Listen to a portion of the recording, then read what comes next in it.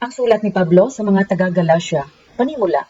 Nang maipangaral ang magandang balita tungkol kay Jesus at matanggap ito ng mga hintil, lumitaw ang katanungan kung ang isang hintil ba na nananalig kay Kristo ay dapat pang pailalim sa kautusan ng Moises. Ayon kay Pablo ay hindi na dapat, sapagkat sa pamamagitan ng pananampalataya ay nagkakaroon siya ng buhay kay Kristo.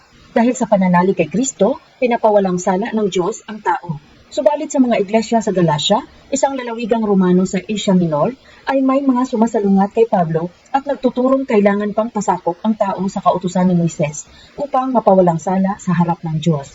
Ang layunin ng sulat ni Pablo sa mga taga-Galacia ay ang mapanumbalik sa tunay na pananampalataya ang mga nadaya ng maling turong ito. Nagsimula si Apostol Pablo sa pamamagitan ng pagtatanggol sa kanyang karapatang matawag na apostol ni Hesukristo. Binigyan niya ng diin na ang pagkatawag sa kanya bilang apostol ay nagbuhat sa Diyos at hindi sa tao, at ang kanyang misyon ay sa mga hintil. Pagkatapos nito, ipinaliwanag niya na sa pamamagitan ng pananampalataya, magiging kalugod-lugod sa Diyos ang tao. Sa mga huling kabanata ay ipinapakita ni Pablo na ang pamumuhay Kristiyano ay bunga ng pag-ibig na nagmumula sa pananalig kay Kristo. Nilalaman, panimula, ang kapangyarihan ni Pablo bilang apostol.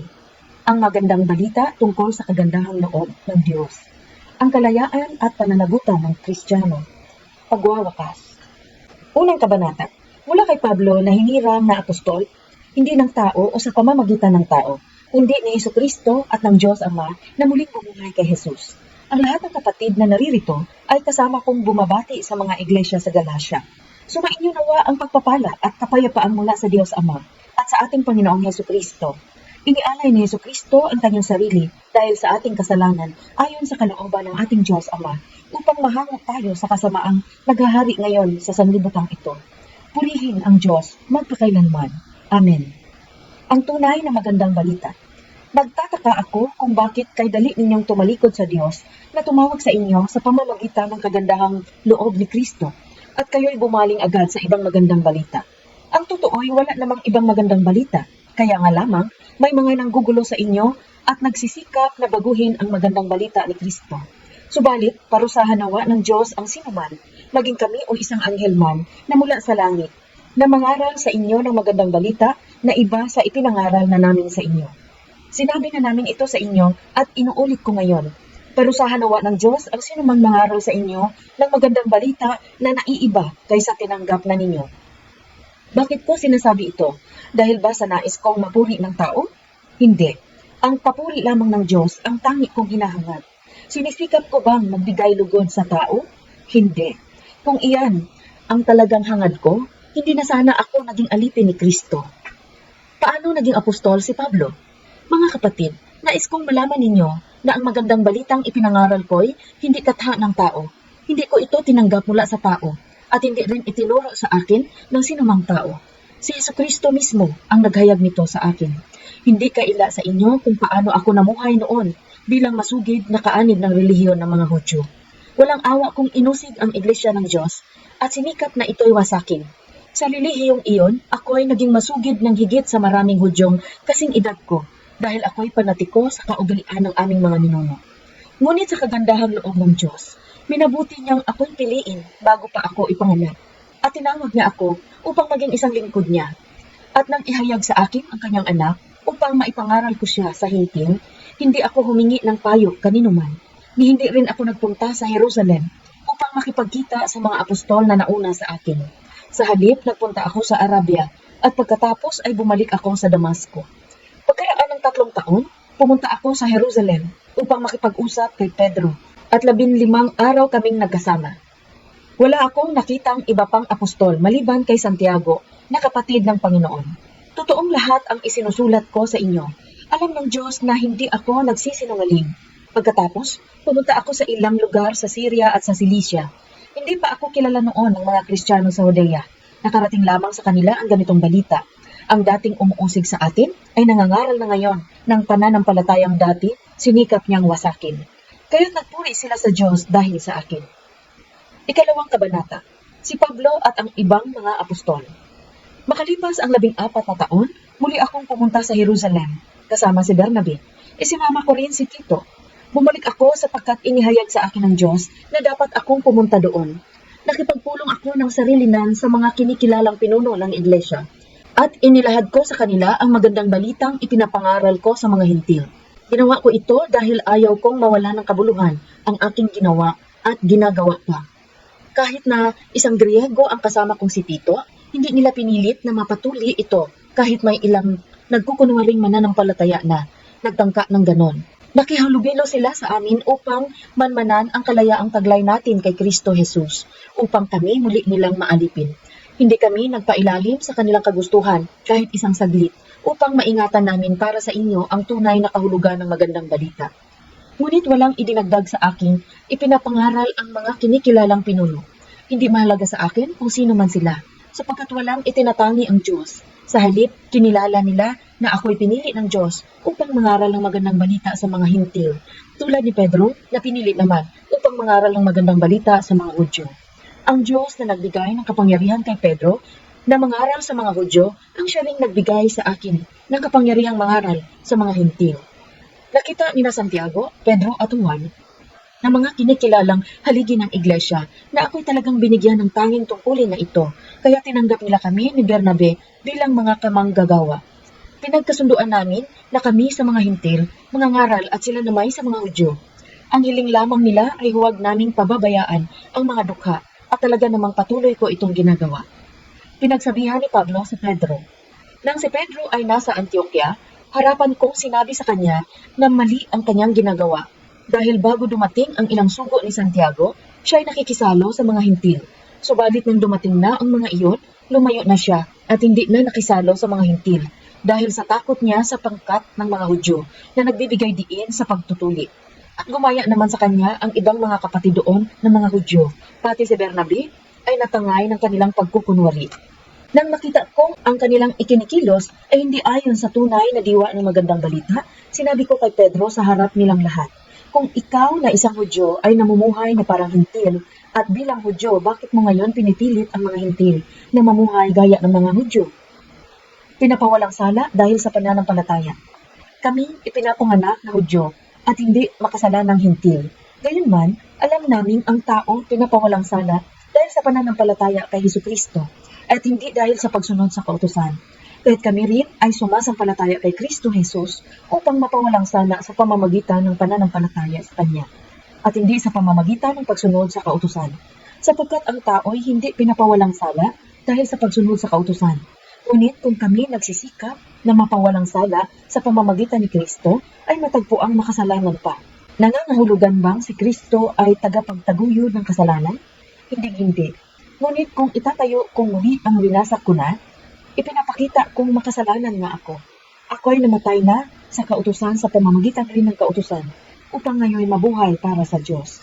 Namatay na akong kasama ni Kristo sa krus. Hindi na ako ang nabuhay ngayon, kundi si Kristo na ang nabubuhay sa akin.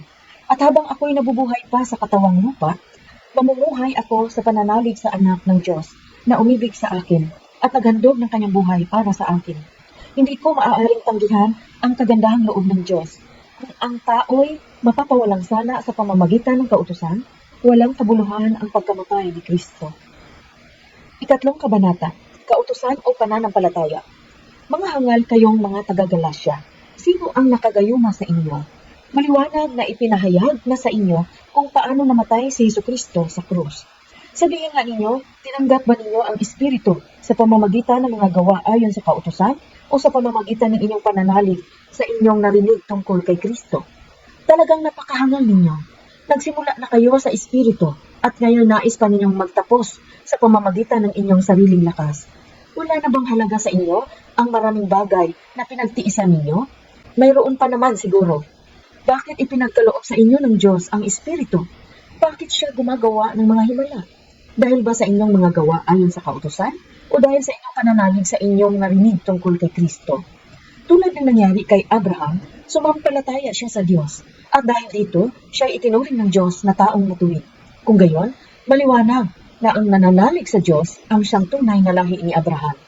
Bago pa ito nangyari ay ipinahayag na ng kasulatan na ipawalang sala ng Diyos ang mga hintil sa pamamagitan ng kanilang pananalig sa Kanya At ang magandang balitang ito ay inihayag kay Abraham. Sa pamamagitan mo'y pagpapalain ng Diyos ang lahat ng bansa. Sumampalataya sa Diyos si Abraham, kaya't siya'y pinagpala at pagpapalain ding tulad niya ang lahat ng nananalig sa Diyos. Ang lahat ng umaasa sa mga gawa ayon sa kautusan ay nasa ilalim ng isang sumpa, sapagkat nasusulat, sumpain ang hindi sumusunod at hindi gumagawa ng lahat ng nakasulat sa aklat ng kautusan. Malinaw na walang taong pinapawalang sala sa paningin ng Diyos sa pamamagitan ng kautusan, sapagkat sinasabi ng kasulatan, ang pinawalang sala ay mabubuhay dahil sa pananampalataya. Ang kautusan ay walang kinalaman sa pananampalataya sa Diyos, sapagkat sinasabi ng kasulatan, ang tumutupad sa lahat ng hinihingi ng kautusan ay mabubuhay sa pamamagitan ng mga ito. Tinubos tayo ni Kristo mula sa sumpa ng kautusan, nang siya ay isinumpa para sa atin, sapagkat nasusulat, isinumpa ang bawat ibinitin sa punong kahoy. Ginawa ito ni Kristo upang ang mga pagpapalang ipinangako ng Diyos kay Abraham ay makamtan din ng mga hintil sa pamamagitan ni Kristo Jesus. Sa pamamagitan ng pananalig sa Kanya ay matatanggap natin ang Espiritong ipinangako ng Diyos. Ang kautusan at ang pangako. Mga kapatid, narito ang isang pangkaraniwang halimbawa. Kapag nalagdaan na ang isang kasunduan, hindi na ito mapapangalang kabuluhan. Ninuman, hindi rin ito maaaring dagdagan. Ngayon, nangako ang Diyos kay Abraham at sa kanyang supling. Hindi sinasabi at sa kanyang mga supling na ang tinutukoy ay marami, kundi at sa iyong supling na iisa ang tinutukoy at ito'y si Kristo. Ito ang ibig kong sabihin, pinagtibay ng Diyos ang kanyang kasunduan at ipinangako niyang tutuparin ito. Ang kasunduang iyon ay hindi mapapawalang saysay ng kautusan na dumating pagkaraan ng 430 na taon. Hindi rin mapapawalang saysay ng kautusang ito ang mga pangako ng Diyos. Kung ang pamana ay ipinagkakaloob dahil sa kautusan, hindi na ito dahil sa pangako. Ngunit ang pamana ay ibinigay ng Diyos kay Abraham bilang katuparan ng kanyang pangako. Kung ganoon, bakit pa ibinigay ang kautusan? Ibinigay ito upang maipakita kung ano ang paglabag bago dumating ang anak na pinangakuan. Ibinigay ang kautosang ito sa pamamagitan ng mga anghel sa tulong ng isang tagapamagitan. Ngunit hindi kailangan ang tagapamagitan kung iisang panig lamang ang gumagawa ng kasunduan at ang Diyos ay iisa. Ang mga anak at ang mga alipin. Ang ibig bang sabihin nito'y sumasalungat ang kautusan sa mga pangako ng Diyos? Hindi. Kung nakapagbibigay buhay sana ang kautusan, ang tao ay magiging matuwid sa paningin ng Diyos sa pamamagitan ng pagsunod niya rito. Ngunit ayon sa kasulatan, ang lahat ng tao'y alipin ng kasalanan, kaya't ang ipinangako ng Diyos ay matatanggap sa pamamagitan ng pananalig kay Hesukristo na ibibigay sa lahat ng sumampalataya. Bago dumating ang panahon ng pananampalataya, tayo'y ikinulong ng kautusan hanggang sa ang pananampalatayang ito kay Kristo ay mahayag. Kaya't ang kautusan ang naging tagapangalaga natin hanggang sa dumating si Kristo upang tayo'y mabilang na matuwid sa pamamagitan ng pananalig sa Kanya. Ngayong sumasampalataya na tayo kay Kristo, wala na tayo sa pangangalaga ng kautusan. Dahil sa inyong pananalig kay Kristo Jesus, kayong lahat ay anak ng Diyos. Ang buhay mismo ni Kristo ang isinuot sa inyo na parang damit nang kayo ay mabautismuhan sa Kanya. Wala nang pagkakaiba ang Hudyo at ang Griego, ang alipin at ang malaya, ang lalaki at ang babae. Kayong lahat ay iisa na dahil sa inyong pakikipag-isa kay Kristo Jesus. At kung kayo'y kay Kristo, kayo'y lahi ni Abraham at tagapagmana ng mga pangako ng Diyos. Ika-4 na kabanata. Ito ang ibig kong sabihin, habang bata pa ang tagapagmana, hindi siya nakakahigit sa isang alipin kahit na siya ang may-ari ng lahat, sapagkat siya'y nasa ilalim pa ng pamamahala ng mga tagapangasiwa hanggang sa panahong itinakda ng kanyang ama. Gayon din naman, noong hindi pa tayo nananalig kay Kristo, tayo ay nasa ilalim ng mga tuntuning umiiral sa sanlibutan ito. Ngunit nang sumapit ang takdang panahon, isinugo ng Diyos ang kanyang anak. Isinilang siya ng isang babae at namuhay sa ilalim ng kautusan upang palayain ang mga nasa ilalim ng kautusan. Sa gayon, tayo'y maibibilang sa mga anak ng Diyos. At upang patunayan na kayo'y mga anak ng Diyos, isinugo niya ang espiritu ng kanyang anak sa ating mga puso at nang sa gayon ay makatawag tayo sa Diyos ng Ama, Ama ko. Hindi na kayo alipin kundi anak. At dahil kayo ay anak, kayo ay ginawa rin ng Diyos bilang mga tagapagmana niya. Ang pagmamalasakit ni Pablo sa mga taga-Galasya. Noong hindi pa ninyo nakikilala ang Diyos, kayo'y alipin ng mga Diyos-Diyusan. Ngunit ngayong nakikilala na ninyo ang Diyos, o mas tamang sabihin ngayong nakikilala na kayo ng Diyos, bakit kayo bumabalik sa mga tuntuning walang bisa at walang halaga? Bakit gusto na naman ninyong paalipin sa mga iyon? May itinatangi kayong mga araw, mga buwan, mga panahon, at mga taon. Nag-aalala akong baka nasayang lamang ang pagpapagal ko para sa inyo. Nakikiusap ako sa inyo, mga kapatid. Tularan ninyo ako. Hindi na ako saklaw ng kautusan. Tulad ninyo noon. Wala kayong nagawang masama laban sa akin. Alam naman ninyo na kaya ko ipinangaral sa inyo noon ang magandang balita ay dahil nagkasakit ako. Gayunman, hindi ninyo ako tinakwil o tinanggihan kahit na naging pasanin ninyo ako dahil sa aking karamdaman. Sa halip, tinanggap ninyo ako na parang anghel ng Diyos at para pangam si Kristo Jesus. Nasaan ngayon ang kagalagang ipinamalas ninyo noon sa akin? Ako mismo ang makakapagpatutuo na kung maari nga lamang pati ang inyong mga matay, dudukitin ninyo at ibibigay sa akin noon. Ngayon, ituturing ba ninyo akong kaaway dahil sa sinasabi ko sa inyo ang katotohanan? Nagpapakita nga sa inyo ang malasakit ang mga taong iyan. Ngunit, hindi mabuti ang kanilang layunin. Nais lamang nila kayong ilayo sa akin upang sa kanila kayo mapalapit. Hindi masama ang magmalasakit kung palaging mabuti ang layunin at hindi kung kaharap lamang ninyo ako. Mga anak ko, dahil sa inyo'y minsan pa akong nagdaranas ng hirap tulad ng babaeng nanganganak hanggang sa ganap kayong mahubog kay Kristo. Sana'y kasama ko kayo ngayon upang maiba ang tono ng aking pagsasalita sapagkat talagang nag-aalala ako tungkol sa inyo. Ang talinhaga tungkol kay Hagar at kay Sarah.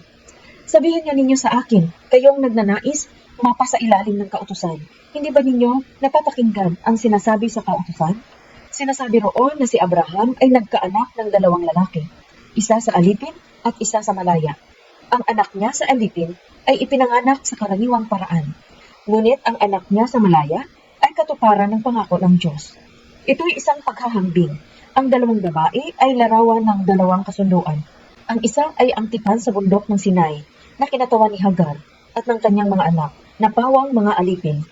Si Hagar ay kumakatawan sa bundok ng Sinai na nasa Arabia at larawan ng kasalukuyang Jerusalem na nasa pagkailipin kasama ng kanyang mga mamamayan. Ngunit ang Jerusalem na nasa langit ay malaya at siya ang ating ina. Ayon sa nasusulat, magsaya ka o babaeng hindi magkaanak.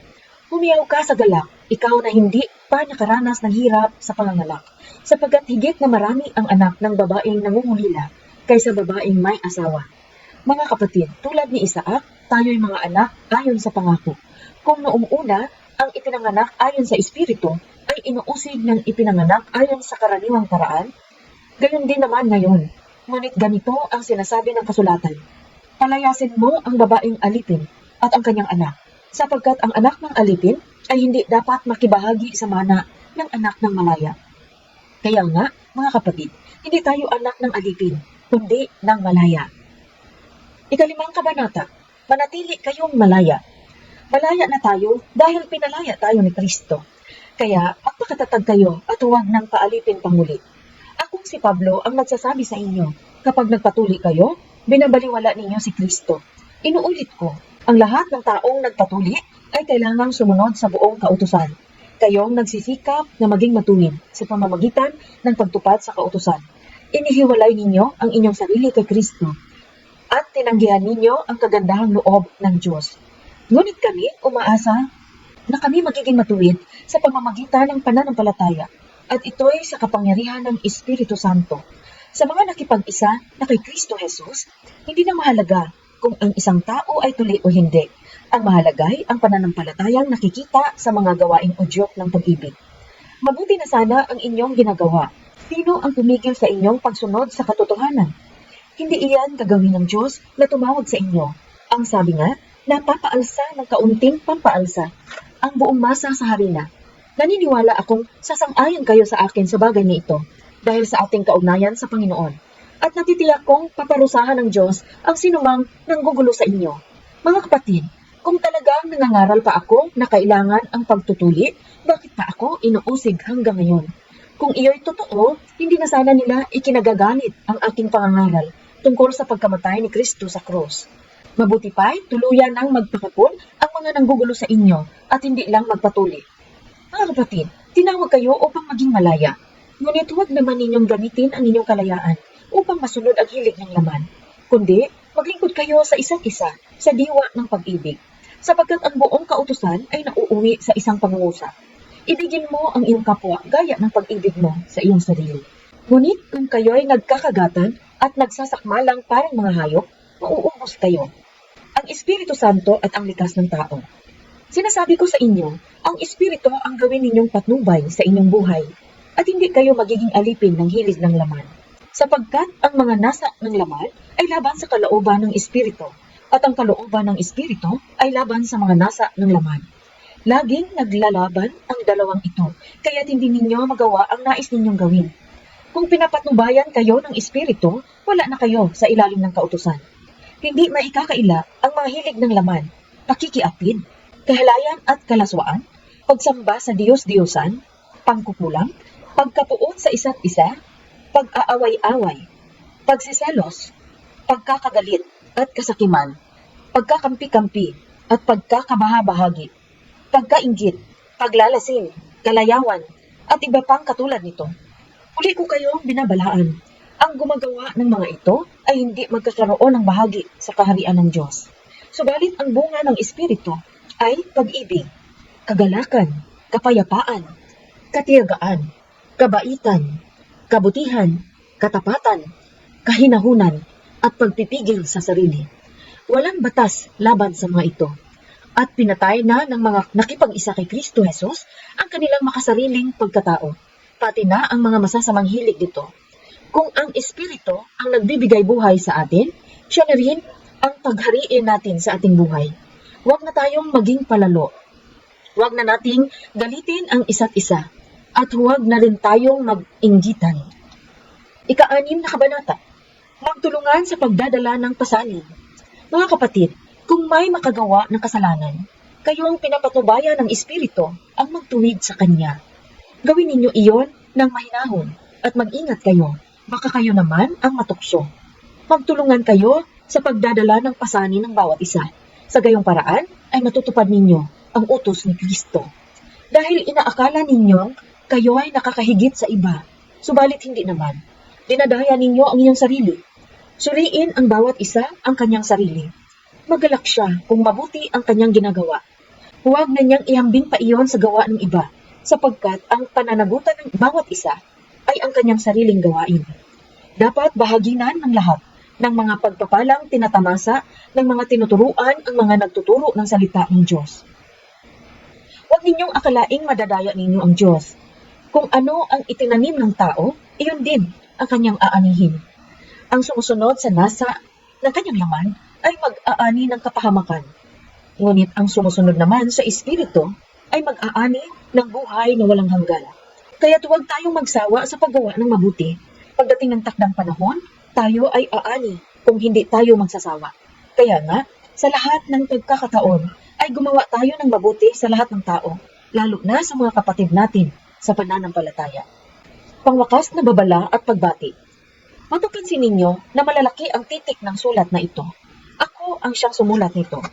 Ang mga taong naghahangad na mapurit ng kapwa, ang namimilit sa inyong kayo'y magpatulit. Ginagawa nila iyon upang huwag silang usigin dahil sa krus ni Kristo. Kahit na silang mga tuli, ay hindi naman tumutupad sa kautusan. Nais lamang nilang patulit kayo upang maipagmalaki nila na kayo man ay tumutupad sa tuntuning iyon. Huwag nawang mangyari sa akin ang ganun. Ang ipinagmamalaki ko ay ang kamatayan ng ating Panginoong Hesukristo, sapagkat sa pamamagitan nito, ang mundong ito ay patay na para sa akin, at ako na may patay na rin sa mundo. Hindi mahalaga kung tuli man o hindi ang isang tao. Ang mahalagay kung siya nga ay naging bagong nilalang. Manatili nawa ang kapayapaan at habag ng Diyos sa lahat ng namumuhay ayon sa tuntuning ito at sa buong bayan ng Diyos. Kaya mula ngayon, huwag nang dagdagan ninuman ang aking mga paghihirap. Sapat na ang mga pilat na taglay ko para makilalang ako'y lingkod ni Jesus. Mga kapatid, Sumainyo nawang lahat ang pagpapala ng ating Panginoong Hesukristo. Amen.